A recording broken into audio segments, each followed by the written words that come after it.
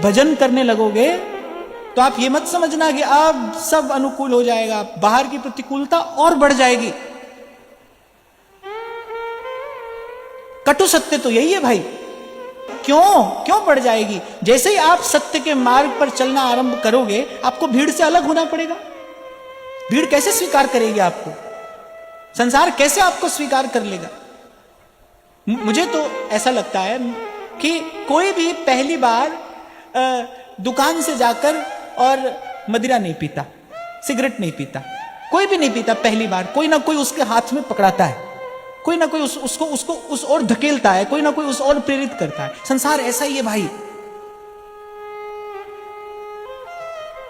संसार ऐसा ही है। जो जैसे ही आप सत्य के मार्ग पर चलने का विचार करोगे, आप भीड़ से अलग हो गए।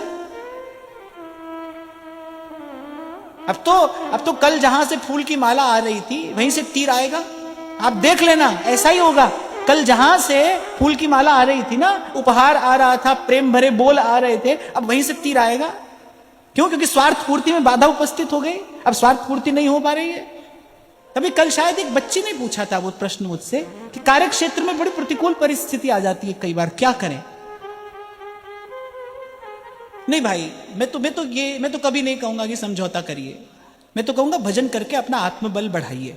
आप उस प्रतिकूलता का सामना कर सके, ऐसी शक्ति अर्जित करिए। और भजन में ऐसी शक्ति है। अरे भजन करने वाला सारे संसार से लड़ जाता है। तो मैं तो आपको ये कहूंगा भाई, यहां नहीं कोई सुनेगा समझेगा आपकी बात। आप यहां किसी को सुनाना समझाना नहीं, तो आप चलना।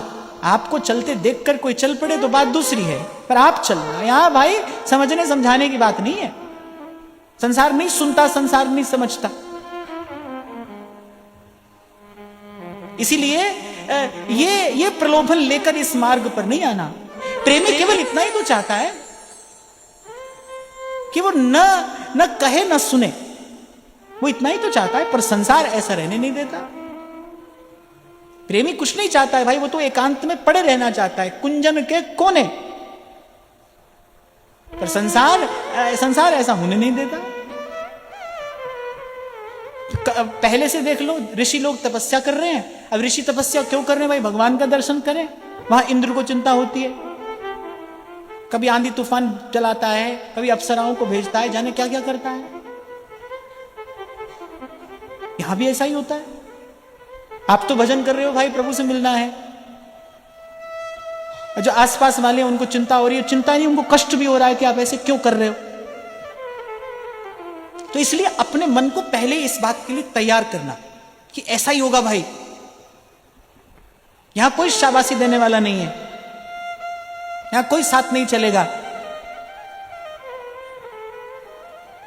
यहां तो आप हो और पल पल आपकी संभाल करने वाला वो है, बस।